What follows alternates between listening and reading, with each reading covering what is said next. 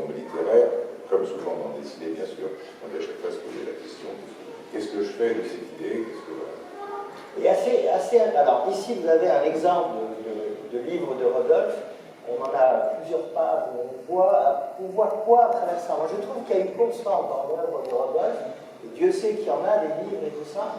D'abord, il y a un rapport à la série qui est vraiment la série avant que ça arrive sur les Netflix et compagnie. Il faut savoir que la série est une chose presque liée à la naissance de la bande dessinée, que ce soit, en tout cas, au niveau de la BD franco-belge, après-guerre, les éditeurs s'aperçoivent que la série est un moyen de fidéliser le lecteur, de donner et puis aux auteurs d'avoir des revenus qui se... Enfin, explique-nous un peu ton rapport à la série, comment tu arrives à la série, parce qu'au début tu fais plutôt des one-shots d'ailleurs. Non, ce qu'il faut voir surtout, c'est que l'album est une invention relativement récente. La bande dessinée, jusque dans les années 50 voire 60, était avant tout un produit de presse. Donc il y avait une presse importante concernant la bande dessinée, c'était la jeunesse. La bande dessinée était destinée uniquement aux enfants. On passait des albums en tissu qui peuvent passer à la machine aux premières revues de bande dessinée, aux premiers magazines.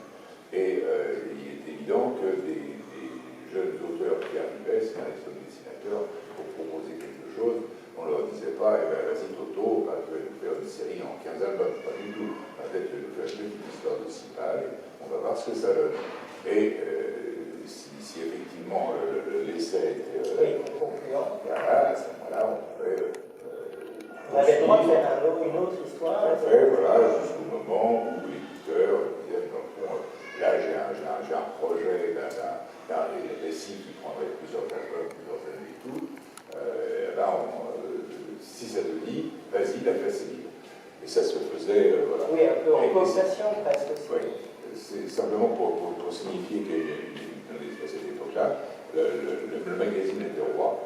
De temps en temps, pour faire plaisir à un auteur, on lui offrait un album. Souvent, c'était des petits albums souples, c'était vendu des prix très raisonnables qui permettaient aux enfants justement de les acheter. Et puis, il y a eu, on s'est rendu compte à un certain moment que l'éditeur voulait avoir à la fois le beurre et la fondue. C'est-à-dire qu'il sortait l'album, alors que dans ses revues, il n'avait pas terminé la prépublication. Il y a eu un moment, effectivement. Il y a eu un moment de mais toi, pour faire une petite aparté, toi, en tant que scénariste, le gros intérêt d'avoir à la fois la revue et l'album, c'est qu'on te paye 2 fois aussi.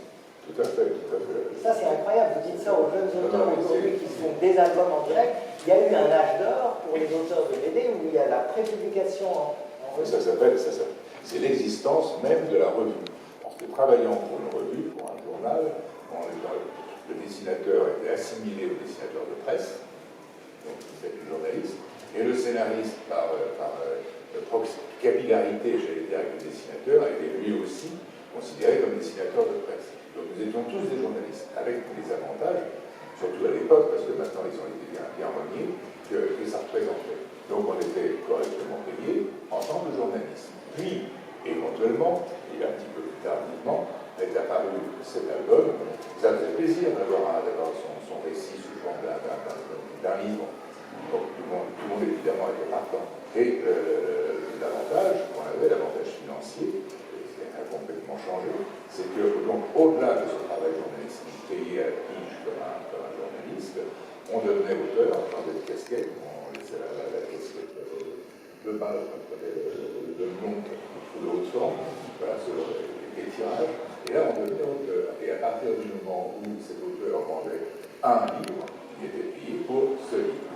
Ce qui a complètement changé, parce qu'aujourd'hui, il y a toujours eu des magazines. Les livres, les albums se font en direct, sont payés